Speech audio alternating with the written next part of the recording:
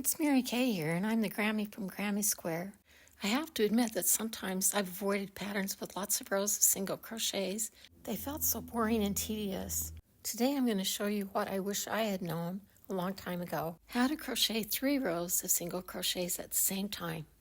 Start with the chain of the number of stitches you want and then add 3. Pull up a loop in the first 3 stitches and that will give you 4 stitches on your hook. Yarn over, pull through 2, yarn over, pull through 2, and yarn over, pull through 2. Locate the strands that you'll be using for your next stitch. The horizontal bar below the stitch and the vertical bar right next to it. There are 2 of them. Insert your hook into the first 2 bars, yarn over, pull up a loop, and then do the same with the second 2 bars. Then pull up a loop in the next stitch on your chain. Yarn over, pull through 2, yarn over, pull through 2, and yarn over, pull through 2. That completes the stitch. Let's do that again. Locate the bars, there, and there. Insert your hook into the first set of bars, yarn over and pull through a loop. Then repeat with the second set of bars.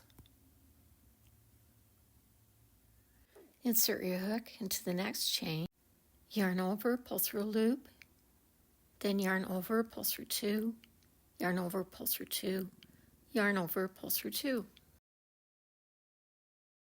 Let's watch a couple more and then repeat that stitch until you get to the end of the row.